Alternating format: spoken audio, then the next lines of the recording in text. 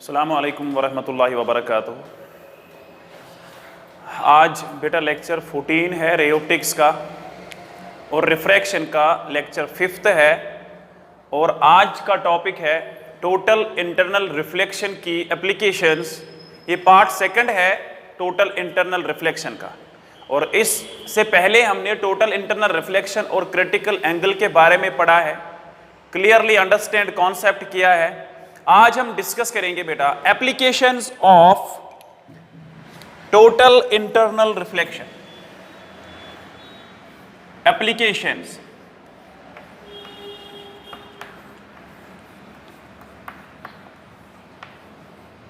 Applications of total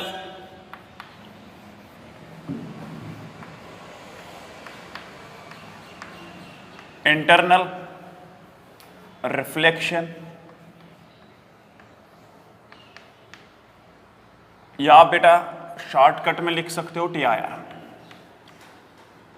ठीक है, यह है हेडिंग आज के लेक्चर की और इसमें मेनली हम 3 टॉपिक्स डिस्कस करेंगे।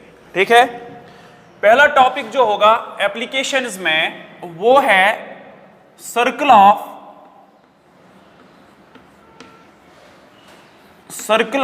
Illumination.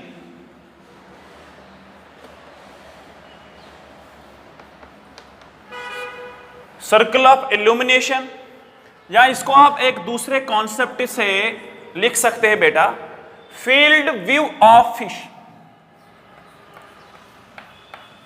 Field view of fish in water. अगर फिश वाटर में होगी, ठीक है, और अगर कोई ऑब्जर्वर है बाहर ईयर में, फिश को जो ईयर वाला पोर्शन दिखेगा, कितना पोर्शन दिखेगा, रेयर मीडियम का। ठीक है, यहां हम कह सकते हैं रेज ऑफ लाइट जो वाटर से आएगी ना, जो फिश की आई से आएगी, वो इमरजेंट रेज होगी, वो किस एरिया से निकलेगी। ठीक है, अभी क्लियर कॉन्सेप्ट करूंगा। सो लिहाजा एप्लीकेशंस में सबसे पहले हम डिस्कस करेंगे सर्कल ऑफ इल्यूमिनेशन, फिर दूसरा टॉपिक होगा मिराज।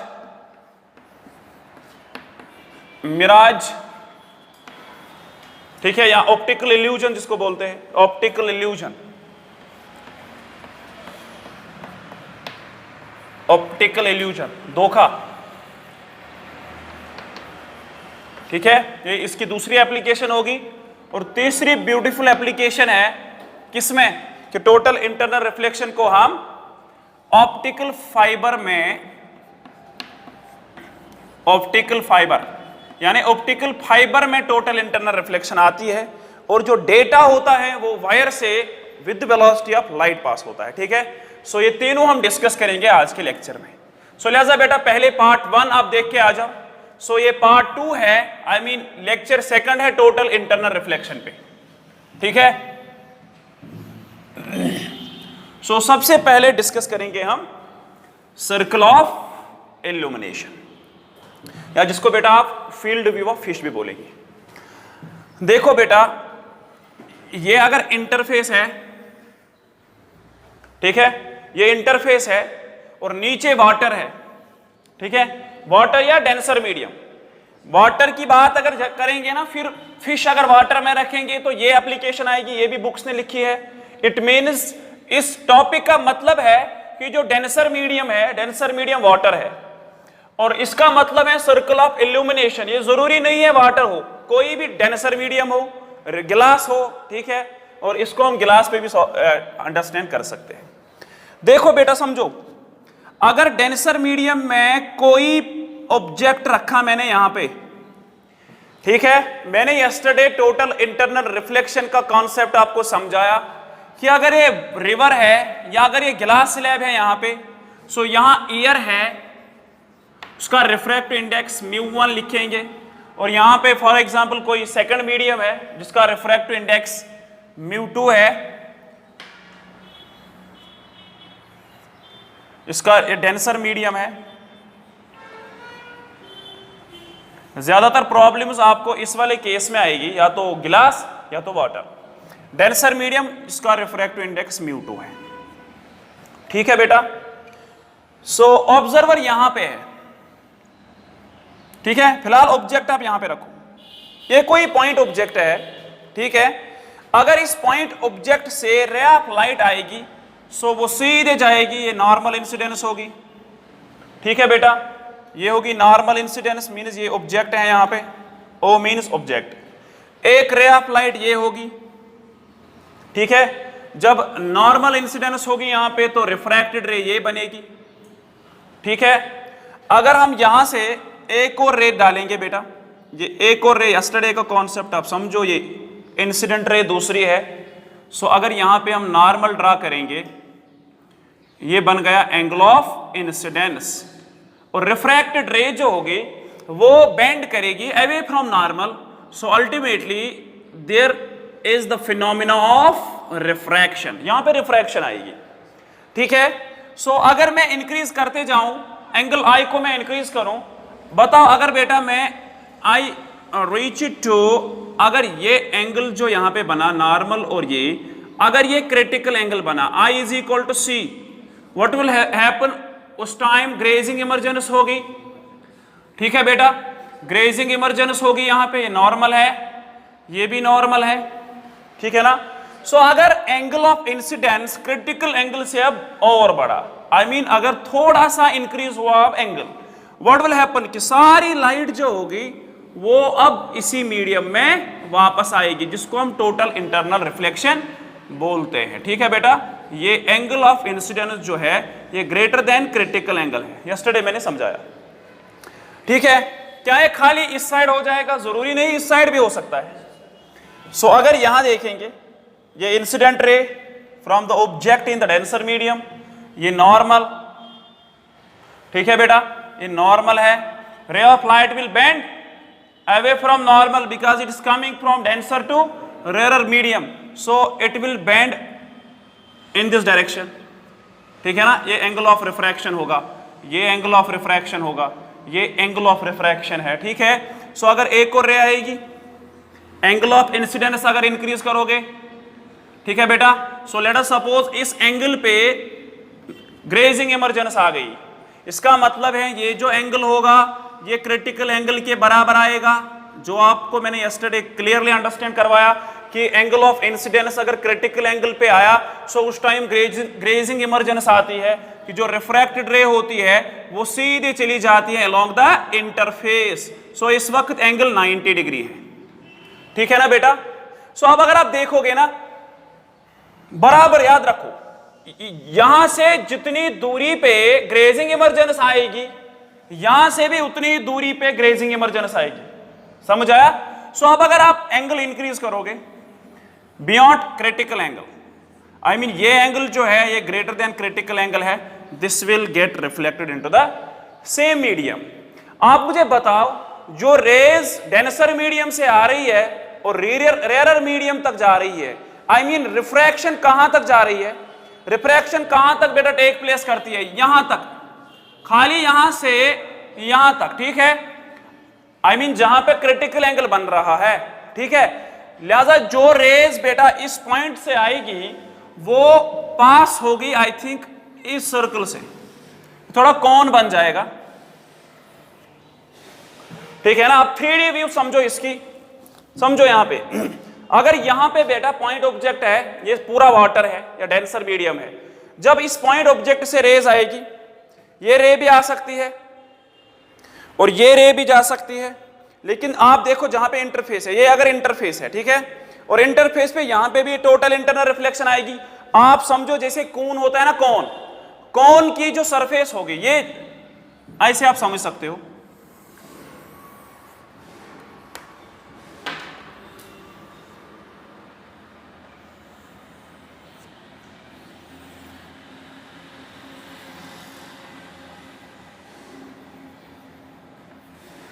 ये इसकी 3D व्यू है।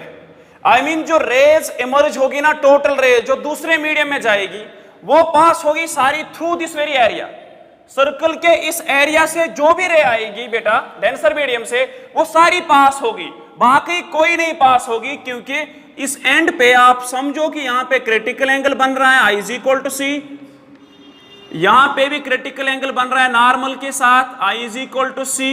अगर उसके बाद देखोगे ना बेटा सारी रेज वापस आ रही है, आई मीन रिफ्लेक्शन आ रही है, ठीक है। अगर यहां पे बेटा ऑब्जेक्ट को मैंने रखा, इस ऑब्जेक्ट से जितनी भी रेज आएगी दूसरे मीडियम में वो किस रीजन से पास होगी, इस सर्कल से खाली पास होगी। सो मैं कह सकता हूं जो रिफ्रैक्शन आएगी वो रिफ्रैक्शन होगी through this area. Are you understanding बेटा? जो भी रिफ्रैक्टेड रेज होगी वो खाली, आप ये मत समझो कि अगर ये मैंने लाइन डाली है इंटरफेस की, इंटरफेस एक्चुअल में एक सरफेस होगी, एक सरफेस होगी। अगर आप यहां पे रेक्टेंगुलर सरफेस भी लोगे ना ऊपर, और उसमें भी आपको ऊपर से दिखेगा कि अंदर जो ऑब्जेक्ट विजुअलाइज हो रहा है या जो अंदर ऑब्जेक्ट है उसको बाहर वाला रीजन कितना विजुअलाइज हो रहा है, ठीक है, उसको यहां तक खाली दिखेगा, खाली यहां तक दिखेगा। अगर यहां मैं कंसिडर करूं एक फिश को, आर यू गेटिंग? अगर यहां पे बेटा एक फिश को रखेंगे हम, राइट, उसको दिखेगा, उस फिश को दिखेगा कि यहां जो ऊपर है, जो ऊपर दूसरे मीडियम में है, उसको खाली यहां से यहां तक लोग दिखेंगे जो बाहर वाले मीडियम में होंगे, और अगर यहां होंगे उसको नहीं दिखेगा। और जो उसका फील्ड ऑफ व्यू है वो कौन है, वो कौन होगा, ठीक है। सो इसीलिए मैं कह रहा हूं जो रिफ्रैक्शन आएगी, आई मीन अगर यहां पे फिश को रखेंगे ना बेटा, इसीलिए मैंने इसको यहां पे टाइटल में भी लिखा है, अगर फिश ऑब्जर्व करेगी ना बाहर वाले ऑब्जेक्ट्स को, आई मीन कोई फिश को कैच कर रहा है, ठीक है, फिश कहां तक देखेगी? अगर फिश यहां पे स्टेशनरी है, मैं भी ये भी निकाल सकता हूं कि अगर फिश h हाइट पे है, ऊपर जो सर्कल ऑफ इल्यूमिनेशन का एरिया कितना होगा, ठीक है। हम इजीली अंडरस्टैंड कर सकते हैं कि इसका जो फील्ड ऑफ व्यू है, field of view I mean जहां से रेज रिफ्रैक्ट होगी उसका एरिया कितना होगा, आई मीन इस सर्कल का एरिया भी हम निकाल सकते हैं भी, ठीक है। वही टॉपिक रहेगा आज, और उस पे आप फिर न्यूमेरिकल्स भी कर सकते हो। This is what is called as circle of illumination. Now what is circle of illumination? This is simply the circle through which rays gets refracted. यहां तक रिफ्रैक्शन आएगी, यहां तक सर्कल है, यहां तक नहीं बेटा, यहां से क्रिटिकल एंगल से क्रिटिकल एंगल तक, ठीक है। यहां पे मैंने दिखाया आपको, आर यू गेटिंग? यहां पे क्रिटिकल एंगल है, यहां तक आप देखो। अब सर्कल समझ कॉन्सेप्ट आया? सो या तो मुझे रिपीट करना है, तो अगर यहां पे पॉइंट ऑब्जेक्ट है, पॉइंट ऑब्जेक्ट से एक रे आएगी, सीधे जाएगी, नॉर्मल इंसिडेंस, दूसरी ये रिफ्रैक्ट होगी, तीसरी एंगल ऑफ इंसिडेंस इंक्रीज हो रहा है, इंक्रीज हो रहा है। एक स्टेज आएगा जब angle of incidence is equal to critical angle. Critical angle पे क्या होगा बेटा? ग्रेजिंग इमर्जेंस आएगी, और अगर मैंने एंगल को इंक्रीज किया beyond critical angle, total internal reflection will take place. Similarly इस साइड भी ये समझो, यहाँ पे इंटरफेस जो है ये 2D है, don't think this is line, ये ऊपर 2D है बेटा। सो सिमिलरली आप यहां देख सकते हैं, यहां से ray I, reflection I, it will bend away from the normal because refraction आ रही है डेंसर टू रेयरर। आप अगर इंक्रीज करोगे क्रिटिकल एंगल जब आएगा तो ग्रेजिंग इमर्जेंस आएगी, और जब एंगल इंक्रीज होगा beyond critical angle, total internal reflection means इस रे के बाद जो भी रे आएगी वो रिफ्लेक्ट होगी, जो भी रे आएगी वो रिफ्लेक्ट होगी। आई मीन ये रेज इसी मीडियम में वापस आ रही है, मींस यहां गुंजाइश नहीं है देखने की, क्योंकि कोई चीज अगर देखना है तो रिफ्रैक्शन होनी चाहिए। आई मीन अगर ऑब्जर्वर यहां पे है, यहां पे फिश को रखा आपने, फिश को अगर इस मीडियम के लोग देखने हैं वो कहां तक देख सकता है? I mean fish will see this universe up to this very point, ठीक है। उसको लगेगा कि कायनात कॉनिकल शेप में है। Are you getting my point? So इसी कॉन की जो बेस होती है ना बेटा, जो बेस होती है वो सर्कल होती है, जैसे वो बूढ़े टोपी पहनते हैं, यू थिंक लाइक दैट। अब ये निकालना है, ये रेडियस ऑफ सर्कल है, ठीक है ना। अब इसकी इक्वेशन में दिखाऊं कि ये जो सर्कल ऑफ इल्यूमिनेशन है इसका एरिया या इसकी रेडियस, अगर मैं मानूं ना ये रेडियस बेटा आर है, ठीक है, क्लियर। और अगर मैं सर्कल, कहां पे बनता है सर्कल? ऊपर इंटरफेस पे, इंटरफेस पे आपको दिखेगा रेज ऑफ लाइट कहां से इमर्ज हो रही है।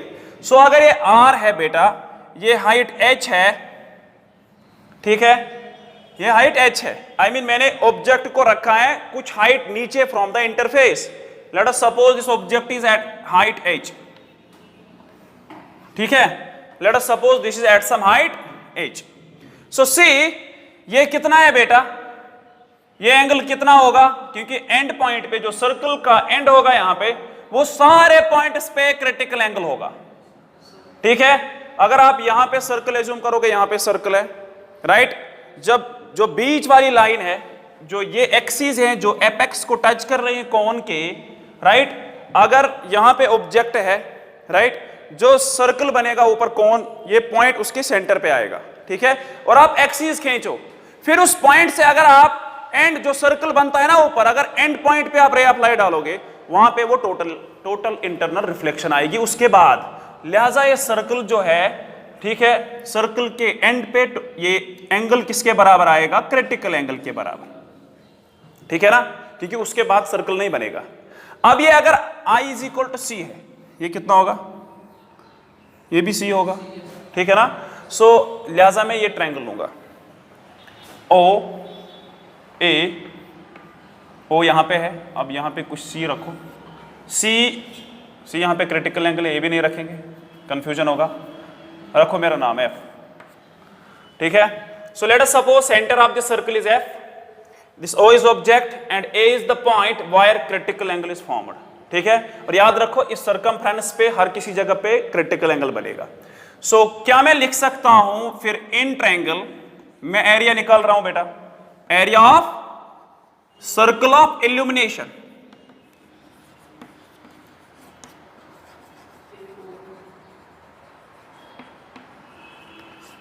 एरिया किसके बराबर आएगा बेटा, पाई आर स्क्वायर।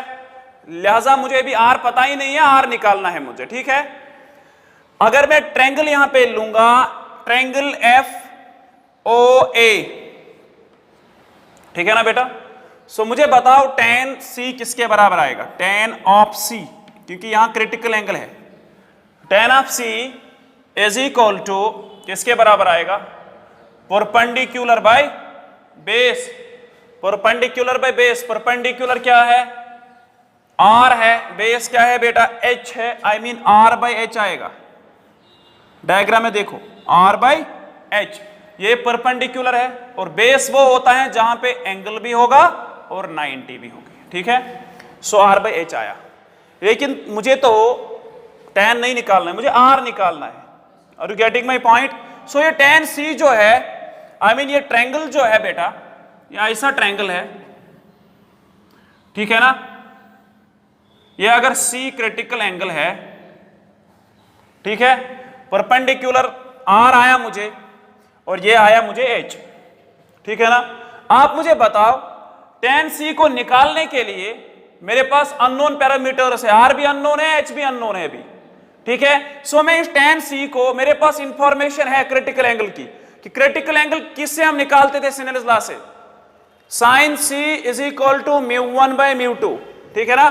सो हम लिख सकते हैं ना, नाउ हमने पढ़ा है जो sin ऑफ C, जो क्रिटिकल एंगल की इक्वेशन हमने सिनेल्स लॉ में पढ़ी, sin C किसके बराबर आएगा बेटा, refractive index of rarer medium mu rarer to mu denser, ठीक है बेटा। सो मुझे बताओ जो म्यू रेयरर है वो आयर है, इस वक्त वो आयर है, ठीक है, यहां पे एयर है, ठीक है। सो ये 1 आएगा इसका रिफ्रैक्टिव इंडेक्स। सो ये मैं लिख सकता हूं sin C किसके बराबर आया, 1/μ। अब आप ट्रायंगल में देखो, sin C is equal to 1/μ, ठीक है ना। आप मुझे बता sin C किसके बराबर होता है, यही अप्रोच करना होगा अगर आप न्यूमेरिकल्स भी बेटा सॉल्व करोगे। sin C is equal to 1/μ, लेकिन sin C होता है ना परपेंडिकुलर अपॉन हाइपोटेन्यूज, है ना। सो परपेंडिकुलर फिर 1 है, हाइपोटेन्यूज फिर म्यू है, ठीक है। सो म्यू आई नो, मुझे रिफ्रैक्टिव इंडेक्स गिवन होगा, ठीक है ना।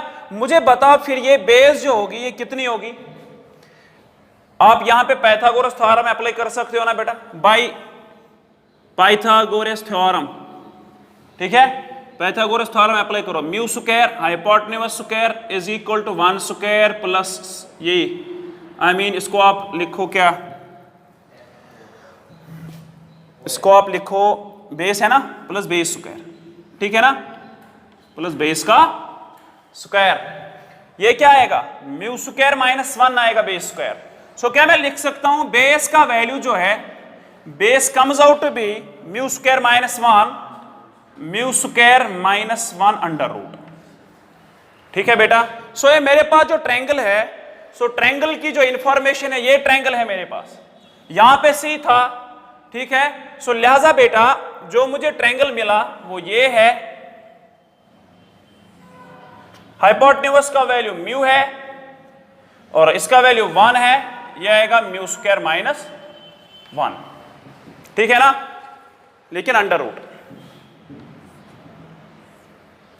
ठीक है। सो ये मुझे ट्रायंगल है और ये क्रिटिकल एंगल है। करो वैल्यूज पुट अप, साइन सी आया मुझे 1 अपॉन म्यू, आपने यहां से निकाला, अब tan सी में पुट करो, ये इक्वेशन नंबर 1 है, यहीं से मुझे r मिलेगा, ठीक है। So substitute values of tan C या substitute value of tan C from this triangle, tan किसके बराबर है, are you getting my point. अब ये जो इक्वेशन है ना बेटा tan सी, क्योंकि मुझे tan सी की इक्वेशन आ रही है यहां से, ये गिवन है, ये गिवन है, ये r है, ये पता नहीं है मुझे हाइपोटेन्यूज, लिहाजा मैं ये भी निकाल सकता हूं। Are you getting my point. So ये मैथमेटिकल कैलकुलेशन आप यहां पे बेटा स्टार्ट करो। tan सी ये ट्रायंगल है, बताओ tan सी किसके बराबर आएगा, perpendicular divided by 1 upon mu square minus 1, ये रूट में आएगा। सो tan सी कितना आएगा 1 by under root of mu square minus 1 आया ना बेटा, tan C is equal to r by r upon h, ठीक है।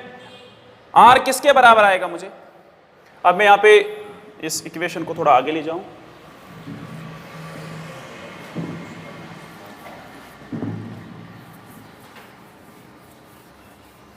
फिर आप इस पे क्वेश्चन सॉल्व कर सकते हो। बोलो बेटा ये क्या आएगा, r का वैल्यू आएगा h divided by under root of mu square minus, ठीक है।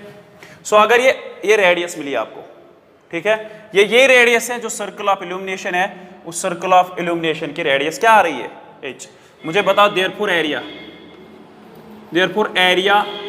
ऑफ सर्कल ऑफ इल्यूमिनेशन,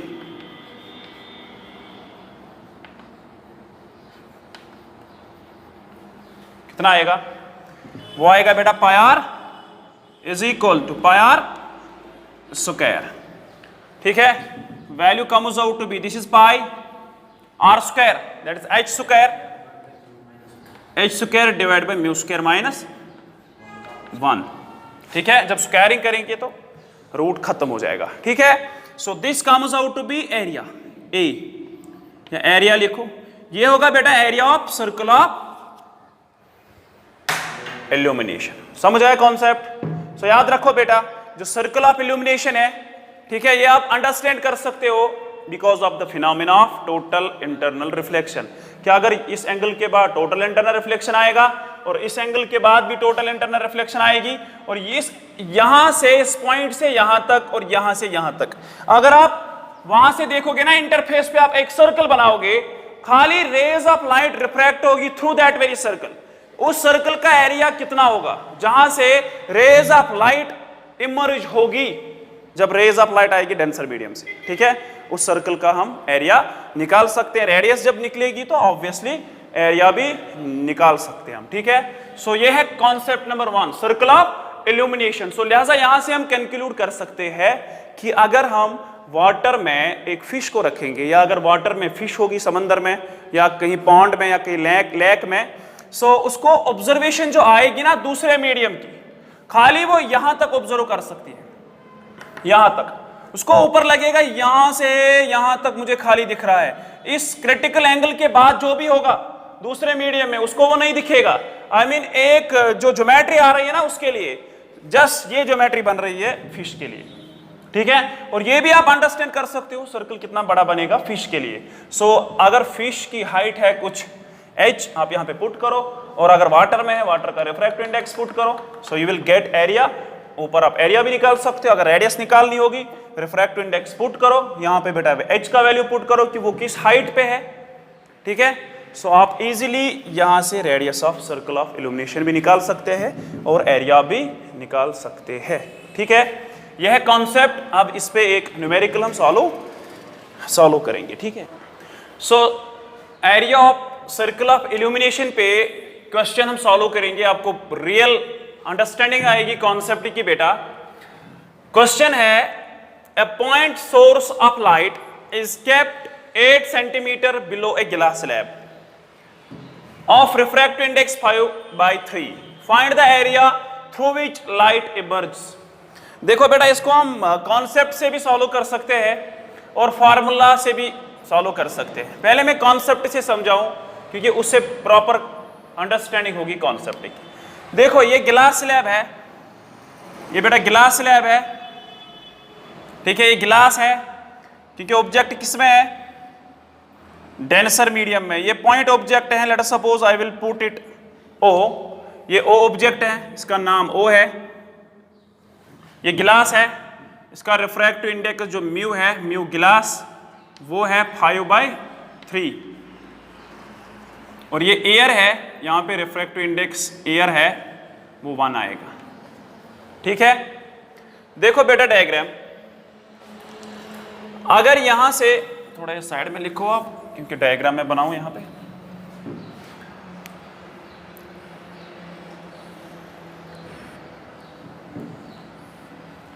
ये है बेटा गिलास, इसका रिफ्रैक्टिव इंडेक्स है mu G is equal to 5/3।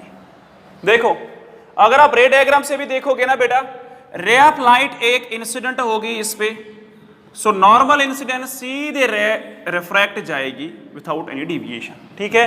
पहली रे ऑफ लाइट, अब दूसरी रे ऑफ लाइट यहां से जाएगी, इंसिडेंट ऑन इंटरफेस ये नॉर्मल होगा, ये angle of incidence less than critical angle, so refraction आएगी, it will bend away from normal. ये एक्चुअल में इसकी पाथ थी, ठीक है। सो ये ट्रिवियल है आपके लिए। अब सो अब एक और आप एंगल लो, ठीक है, जिसमें एंगल ऑफ इंसिडेंस बेटा, इस केस में एंगल ऑफ इंसिडेंस है critical angle, I is equal to C। What will happen, grazing emergence, यहां से ग्रेजिंग इमर्जेंस आएगी, ठीक है। सो इस एंगल के बाद टोटल इंटरनल रिफ्लेक्शन आएगी, तो मुझे सर्कल इसी पॉइंट तक बनता है, ठीक है। सो आप इस साइड भी देखो, आप इस साइड भी देखो, रे ऑफ लाइट आएगी, रे ऑफ लाइट आई, यहां पे नॉर्मल है, सो रिफ्रैक्टेड इन दिस डायरेक्शन, ठीक है। सो ये एंगल R आएगा, यहां पे भी एंगल R ये आएगा क्योंकि ये नॉर्मल है, ठीक है ना बेटा। सो अब अगर आप एंगल इंक्रीज करोगे, अगर ये angle, this angle is equal to critical angle, I mean यहां से भी ग्रेजिंग इमर्जेंस बेटा आएगी, I mean angle of refraction is 90 degree, यहां भी angle of refraction is 90 degree. अब ये जो ऑब्जेक्ट है ये मैंने 8 सेंटीमीटर बिलो रखा है, आई मीन ये जो ऑब्जेक्ट है ये कितना दूर है, 8 सेंटीमीटर, ठीक है। और जो कोण बनेगा बेटा, कोण, ये कोण बनेगा,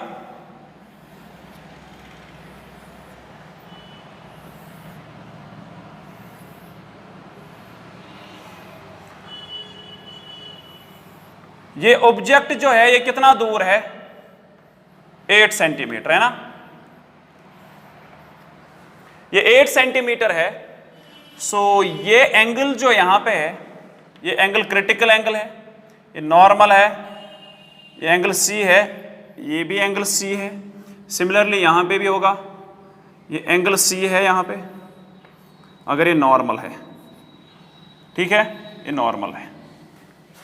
आप मुझे बताओ, ये एंगल C है, इसका रिफ्रैक्टिव इंडेक्स भी गिवन है 90 है, यहां पे ये R है, बता बेटा, सिमिलरली सॉल्यूशन जो tan c आएगा किसके बराबर आएगा, tan c is equal to, शाबाश, tan c किसके बराबर आएगा, परपेंडिकुलर अपॉन, ये बेटा 8 सेंटीमीटर है, सो हम लिख सकते हैं r बाई 8 सेंटीमीटर। r कितना आएगा यहां से, r आएगा बेटा 8 इंटू टेन ऑफ c। अब tan c को हम कैसे निकालते हैं, हम sin c का ट्रायंगल बनाते हैं, हम क्रिटिकल एंगल की फार्मूला यूज करते हैं। We know sin of c is equal to refractive index of rarer medium, refractive index of rarer medium, rarer यहां पे आयर है, to the refractive index of denser medium. So denser medium यहां पे गिलास है। सो बेटा sin c जो है वो आएगा 1 डिवाइडेड बाई डेंसर का है 5/3, सो ये यहां पे 5/3 हम लिखेंगे और 3 न्यूमरेटर में जाएगा। सो sin c का वैल्यू आएगा 3/5, ठीक है ना बेटा। सो 3/5 मीन्स 3 परपेंडिकुलर होगा, 5 हाइपोटेन्यूज होगा, ठीक है। सो ये परपेंडिकुलर अपॉन हाइपोटेन्यूज रेशियो आता है। सो अगर आप ट्रायंगल बनाओगे, यहां पे ये ट्रायंगल है, ये यहां पे क्रिटिकल एंगल है, मुझे साइन का वैल्यू आया 3/5, यानी परपेंडिकुलर 3 है, हाइपोटेन्यूज 5 है, सो ये ऑब्वियसली 4 आएगा, ठीक है, ठीक है ना। सो अब आप एंगल भी बोल सकते हैं कितना आएगा, वो मैंने आपको समझाया। जब 3 और 4 यहां पे एंगल होता है कितना होता है, 37 डिग्री, ठीक है ना, वो समझाया मैंने आपको कि 3-4 कॉम्बिनेशन कब आ रही है, ठीक है ना। देखो बेटा, अब 3/5 ये आया साइन। अब इस ट्रायंगल से मैं tan c का वैल्यू इजीली निकाल सकता हूं। मुझे बताओ tan c का वैल्यू कितना आएगा, परपेंडिकुलर बाय जो r आया वो है 8 into tan c perpendicular by base 3/4, ये आएगा बेटा 3/4, ठीक है ना। सो ये 8 सेंटीमीटर है, इसका यूनिट नहीं आएगा 3/4 को। So the value comes out to be 4 1s 4 2s 2 3s are 6 centimetre, ठीक है। सो रेडियस का वैल्यू आएगा 6 सेंटीमीटर। सो अब अगर एरिया निकालना है, हमें एरिया निकालना है, जो एरिया होगा वो बेटा किसके बराबर आएगा, पाई आर स्क्वायर, क्योंकि सर्कल है, पाई का value pi, circle is radius is 6 square, so वो आएगा 36 पाई सेंटीमीटर स्क्वायर। आप पाई का वैल्यू भी पुट कर सकते हो, ये वैल्यू आया बेटा एरिया। ये मैंने कॉन्सेप्ट से आपको वैल्यू निकाल के दिया, अब आप फार्मूला में भी पुट कर सकते हो। देखो एरिया की, area of circle of illumination ये है ना, करो वैल्यूज पुट, कितना बनेगा, एरिया ऑफ सर्कल पाई, ये पाई आएगा, means area is equal to pi है, हाइट कितनी है 8, this is 8 into 8 that 64 centimetre square, ठीक है, divided by mu square under root of, sorry mu square -1, mu कितना है 5/3, 5/3 -1, ये आएगा 5/3 का स्क्वायर -1, ये आएगा ना बेटा। सो एक स्टेप आप सॉल्व करो, we will get this will be 64 pi divided by 25 divide by 9, overall आएगा 25 -9, वो आएगा 16 डिवाइडेड बाय 9, 9 ऊपर चला जाएगा, 9 यहां पे चला जाएगा, 16 यहां पे आएगा, ठीक है ना बेटा। 16 1s 16, 16 4s, 4 9s are 36 pi, 36 pi square area आएगा। अब यहां से भी चेक कर सकते हो 36 आया कि नहीं, 36 pi, sorry pi centimetre square, not pi square, sorry pi centimetre square, ये एरिया आया, ठीक है। ये कॉन्सेप्ट है सर्कल ऑफ इल्यूमिनेशन का, ठीक है। सो ऐसी वैल्यू रखो, क्योंकि ये किसी कॉम्पिटिटिव एग्जाम में आए हैं क्वेश्चन, आप उसने आंसर लिए हैं जो 4 ऑप्शन हैं, 22 पाई, 24 पाई या वटेवर, आप आंसर सॉल्व करो, आप क्वेश्चन सॉल्व करो, आपको आंसर मिलेगा, ठीक है। सो यह है complete concept of circle of illumination या field view of fish from water. So लिहाजा अब हम नेक्स्ट एप्लीकेशन पे जाएंगे, जो दूसरी एप्लीकेशन है TIR की, that's mirage, mirage formation, that's optical illusion, mirage.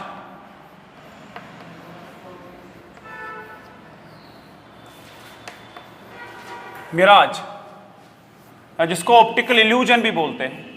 Miraj होता ही है ऑप्टिकल इल्यूजन, ठीक है बेटा, optical illusion.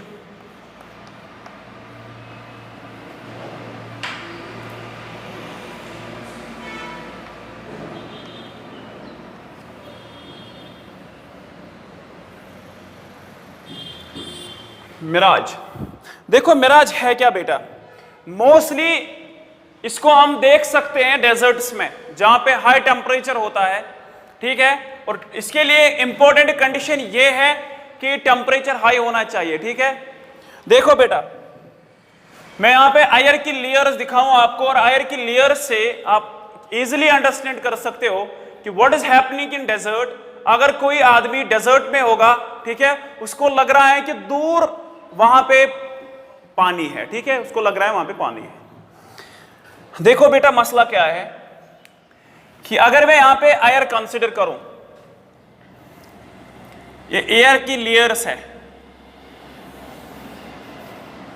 Layer 1, layer 2, layer 3, ऐसे ही आप इन्फिनाइट लेयर्स देखो, ठीक है, और ये है सरफेस, ये है ग्राउंड, ठीक है, थोड़ा बड़ी बनाओ,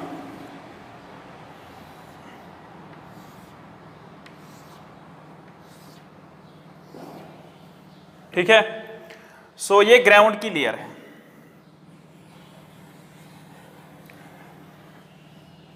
ये ग्राउंड है जहां पे सैंड है,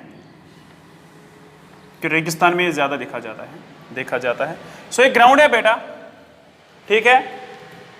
मुझे बताओ, जो ये एयर की लेयर्स है, लेयर 1, लेयर 2, लेयर 3, बहुत सी लेयर्स होंगे, आप बताओ क्या इन लेयर्स का रिफ्रैक्टिव इंडेक्स सेम रहेगा? नहीं बेटा, जो सबसे हॉट लेयर होगी कौन सी होगी? जो क्लोज टू सरफेस होगी, जो ग्राउंड के क्लोज में जो लेयर होगी।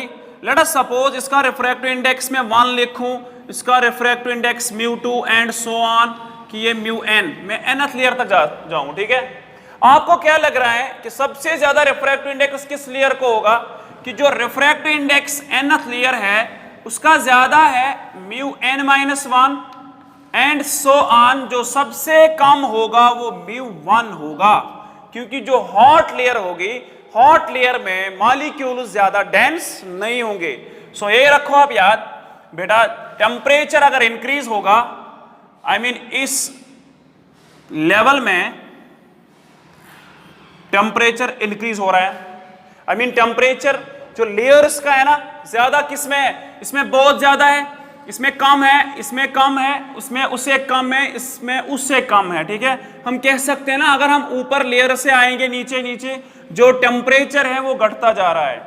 सो temperature decreases if you go from above to below, ठीक है। अगर आप ऊपर से नीचे आओगे बेटा, रिफ्रैक्टिव इंडेक्स क्या हो रहा है? डिक्रीज हो रहा है। सो लिहाजा इस लेयर का रिफ्रैक्टिव इंडेक्स ज्यादा होगा एज कंपेयर टू दिस, ठीक है ना। इसका ज्यादा होगा एज कंपेयर टू दिस, इसका ज्यादा रिफ्रैक्टिव इंडेक्स होगा as compare to this, clear. इसका ज्यादा होगा एज कंपेयर टू दिस, इसका ज्यादा होगा एज कंपेयर टू दिस। सो हम कह सकते हैं जब हम ऊपर से नीचे आते हैं रिफ्रैक्टिव इंडेक्स डिक्रीज। सो लिहाजा आप टेम्परेचर और रिफ्रैक्टिव इंडेक्स को आप यहां से अंडरस्टैंड कर सकते हैं। ज्यादा रिफ्रैक्टिव इंडेक्स किसका है? जहां पे टेम्परेचर कम है।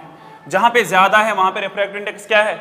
वहां पे क्या है? कम है। So refractive index is inversely proportional to temperature. Temperature जहां पे ज्यादा है, कहां पे टेम्परेचर ज्यादा है? चेक, यहां पे टेम्परेचर ज्यादा है, रिफ्रैक्टिव इंडेक्स कम है, ठीक है ना। यहां पे टेम्परेचर कम है, रिफ्रैक्टिव इंडेक्स ज्यादा है, इनवर्स रिलेशन है, ठीक है। सो अगर क्वेश्चन एग्जाम में आएगा, if temperature is increased what happens to refractive index? Decreases. देखो क्या होता है बेटा, अगर यहां पे कोई बंदा खड़ा है,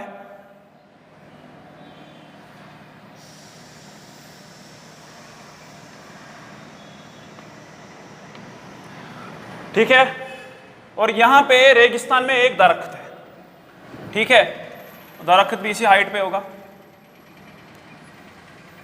मैं अब यहाँ पे ट्राई करूँ।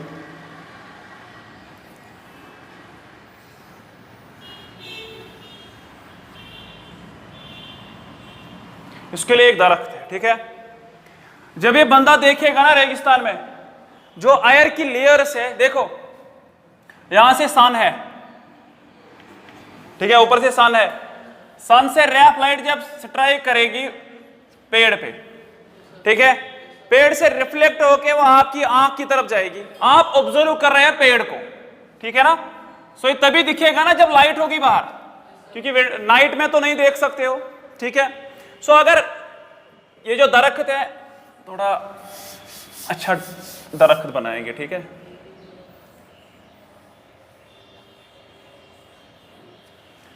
ठीक है ना। अगर रे ऑफ लाइट यहां से आई, देखो अगर रे ऑफ लाइट बेटा यहां से आई, ठीक है,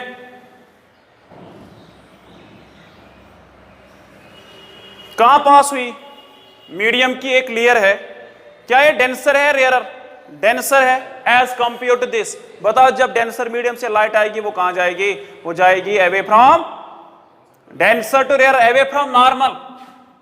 ये नॉर्मल है यहां पे, ये एक्चुअल में इसकी पाथ ये थी, लेकिन ये जाएगी इस डायरेक्शन में, साथ में ही उसकी अब दूसरी लेयर है। अब ये लेयर जो है, ये लेयर डेंसर है विथ रेस्पेक्ट टू दिस। अब अगर आप नॉर्मल यहां पे ड्रा करोगे, व्हाट हैपेंस कि एंगल ऑफ रिफ्रैक्शन और I mean it will bend again away from normal, और एक ऐसा पॉइंट जहां पे angle of incidence critical angle से बड़ा होगा, what will happen, total internal reflection, यहां से आएगी टोटल इंटरनल रिफ्लेक्शन। बंदे को दिखेगा ये कहां पे है, ठीक है, उसको लगेगा ये यहां है,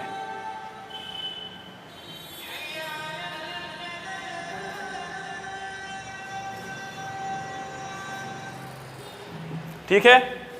सो इस बंदे को जो ऑब्जर्व कर रहा है ना यहां, उसको क्या लग रहा है, उसको लग रहा है रे जो यहां से आ रही थी ना एक्चुअल में, उसके लिए वो यहां से आ रही है कहीं से, ठीक है ना। ये कब पॉसिबल है, जब यहां पे पानी होगा और पानी में इसकी इमेज उल्टी बन जा रही है वहां पे, are you getting my point. उसको लग रहा है कि यहां पे पानी है, ठीक है, और पानी में ही पेड़ है, और जब वो वहां जाता है ना पानी के लिए, वहां पे पानी नहीं होता है। एक्चुअल में टोटल इंटरनल रिफ्लेक्शन ने उसको वहां पे धोखा दिया है, गॉट इट। लेकिन ये रेगिस्तान में ज्यादा होता है। सो लिहाजा मैंने क्या देखा था, मैंने ये देखा, सो अल्टीमेटली क्या बनेगी, पूरी इमेज अगर आप बनाओगे ना बेटा बराबर बनेगी यहां पे, आई थिंक यहां पे टोटल इंटरनल रिफ्लेक्शन आएगी, फिर यहां पे बनेगी इमेज, ठीक है। सो प्रॉपरली मैं बनाऊं, समझाने के लिए मैंने यहां पे आपको कहा कि टोटल इंटरनल रिफ्लेक्शन। देखो अगर ये ए बी बेटा लेस देन सी ही है, हाँ अभी एंगल लेस देन सी ही है। अब अगर यहां पे देखो कि क्या होगा, ये नेक्स्ट लेयर में जाएगा लेकिन क्लोज आएगा अब इसके, ठीक है। अब पॉसिबिलिटी है यहां पे कि angle of incidence will become greater than critical angle, और यहां पे ऑब्जर्वर को लगेगा रेज यहां से आ रही है, ये रे रिफ्लेक्ट होगी ना इस डायरेक्शन में, टोटल इंटरनल रिफ्लेक्शन, उसको क्या लगेगा कि रेज यहां से आई है, ठीक है ना। सो लिहाजा ये है सिचुएशन,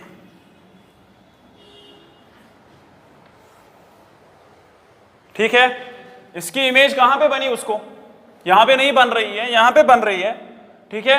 लिहाजा उसको यहां पे लग रहा है बेटा यहां पे वाटर है, जब वो वहां पे जाता है वहां पे वाटर नहीं होता है। So this is mirage formation, this is optical illusion, optical illusion आता है, ठीक है। सो यही है बेटा यहाँ पे, जब यहाँ से रे ऑफ लाइट जाएगी, ये मीडियम की ये जो आयर है, आयर की डिफरेंट लेयर्स जो है वो डिफरेंट रिफ्रैक्टिव इंडेक्स पे है, ठीक है। जो एबो वाली लेयर है वहां पे टेम्परेचर कम है एज कंपेयर टू दिस, ठीक है। यहाँ पे रिफ्रैक्टिव इंडेक्स ज्यादा होगा as compare to this. So जब रे आएगी डेंसर से rare medium, it bends away from normal, और बेंड करते करते एक पॉइंट पे वहां पे पहुंचती है जहां टोटल इंटरनल रिफ्लेक्शन आएगी, और ऑब्जर्वर को क्या लग रहा है, वहां पे जो केबल पे होगा उसको लग रहा है फिर ये यहाँ पे है, वो जाता है वहां पे पानी के लिए, वहां पे पानी नहीं होता है, क्योंकि जब वो यहाँ पे आएगा तो टोटल इंटरनल रिफ्लेक्शन कहाँ है? कहीं नहीं है। ये यहाँ पे भी गाड़ियों में भी लगता है, जब हम जुलाई अगस्त में जाते हैं ना, यहाँ से गाड़ी में हम ट्रैवल करते हैं, फिर कोई सड़क जो होती है ना बेटा हाई टेम्परेचर पे, because of refractive indexes of the different layers, right, वहां पे भी ये ऑप्टिकल इल्यूजन आता है। लगता है कि वहां पे वाटर है और जब वहां पहुंचते हैं वाटर नहीं होता है। This is mirage. और मिराज को भी हम एक्सप्लेन करते हैं because of total internal reflection. ये दूसरी एप्लीकेशन थी, आप इसको वर्ड्स में लिख सकते हैं अगर एग्जाम में आता है कि एक्सप्लेन दिस मिराज। सो हम सिंपली लिख सकते हैं कि अगर हम आयर को मानेंगे ना, आयर कि आयर की डिफरेंट लेयर्स जो होती है वो डिफरेंट रिफ्रैक्टिव इंडेक्स पे होती है। सो फिर अगर ये हम डायग्राम भी बना सकते हैं वहां पे इजिली हम लिख सकते हैं कि what is happening and because of total internal reflection यहाँ पे लगेगा, यहाँ पे वाटर था और उसी वाटर में या पॉन्ड में इसकी इमेज इन्वर्टेड बन गई और because of finally total internal reflection we explain this concept. ठीक है, ये इसकी सेकंड एप्लीकेशन है। अब इसकी एक ब्यूटीफुल एप्लीकेशन है कि इसको अप्लाई, ये कॉन्सेप्ट अप्लाई होता है कहां पे? ऑप्टिकल फाइबर में, जैसे आप इंटरनेट में इसको यूज करते हो। तीसरी एप्लीकेशन है ऑप्टिकल फाइबर।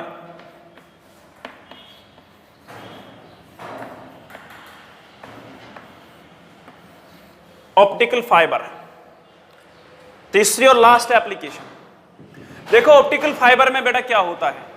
ऑप्टिकल फाइबर एक वायर होती है, ये एक वायर होती है, राइट, बहुत थिन वायर होती है।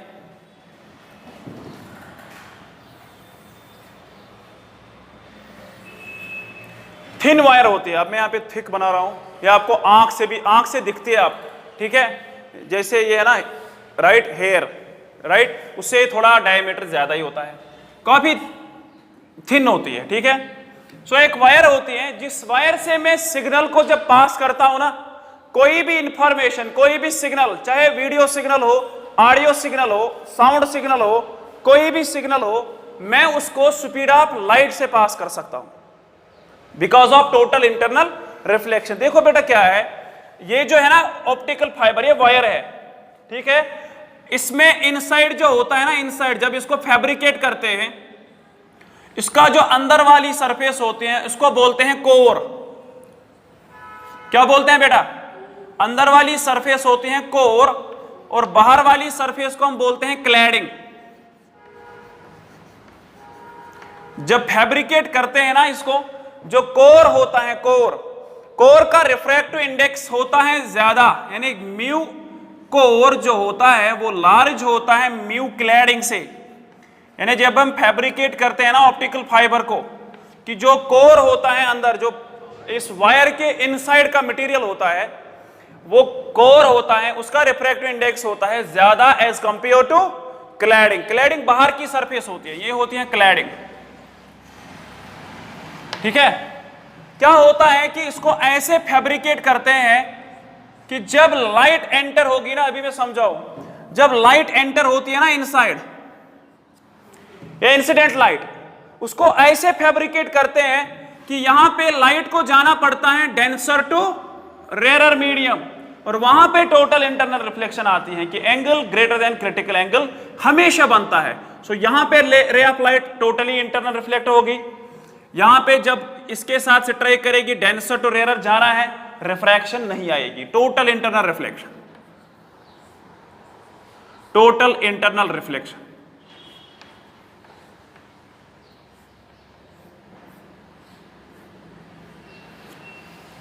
ये वापस निकलती है वहां से।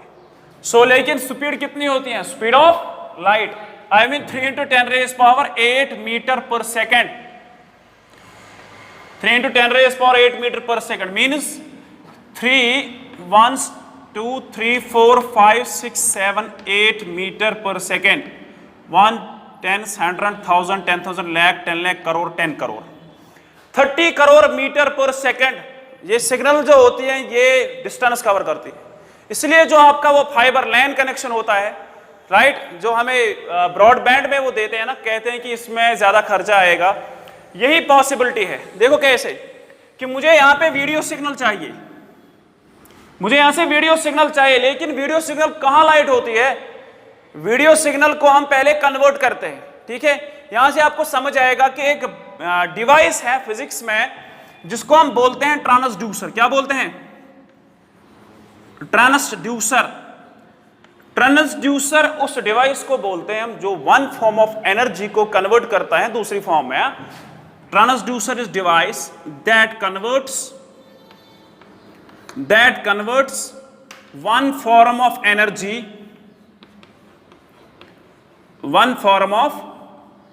energy into another, energy into other form।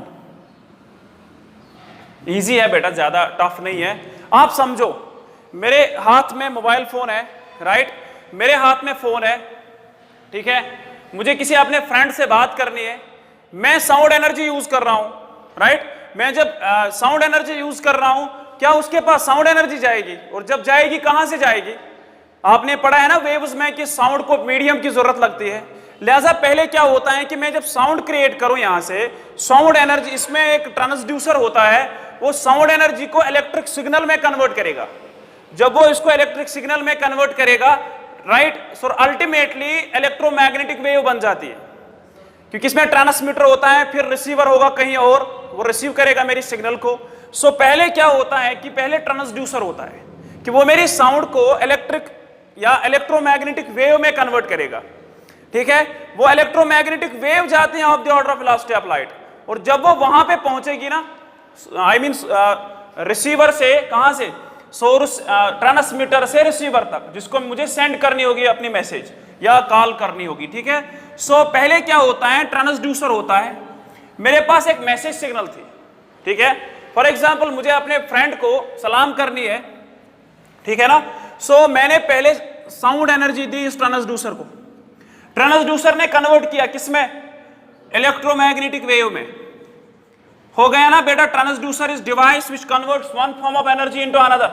सो अब इलेक्ट्रोमैग्नेटिक वेव जा रही है, कहां जा रही है? रिसीवर की ओर, जिसको मेरी मैसेज रिसीव करनी है, ठीक है ना।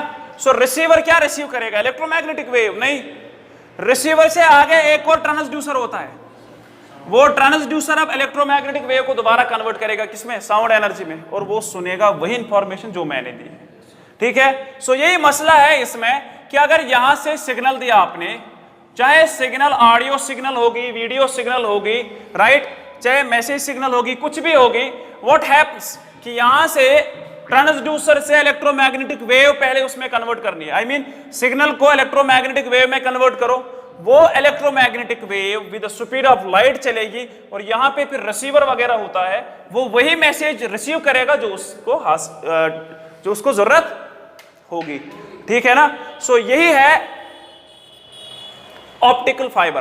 क्या है ऑप्टिकल फाइबर? अब लेकिन ये बहुत कॉस्टली होता है, ये कॉस्टली होता है, इसलिए कनेक्शन के टाइम पे उसको काफी ज्यादा कॉस्ट आता है, ठीक है।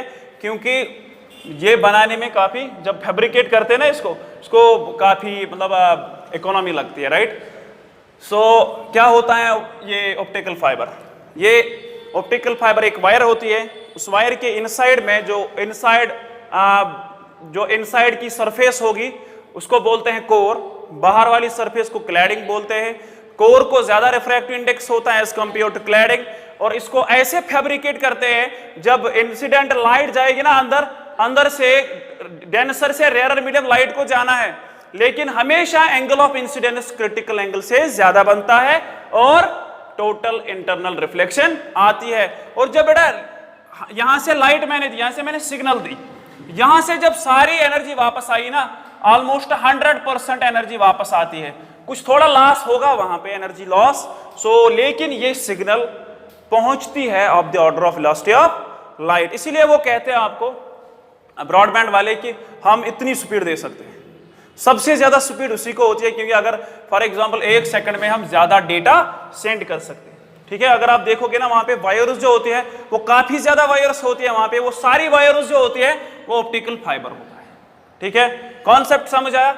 इसमें भी टोटल इंटरनल रिफ्लेक्शन का कॉन्सेप्ट है। अब आपके पास क्वेश्चन यही था, सर ऑडियो सिग्नल को हम कैसे इससे पास करेंगे? हम ट्रांसड्यूसर का कॉन्सेप्ट यूज करके सिग्नल को पहले कन्वर्ट कर सकते हैं, ठीक है।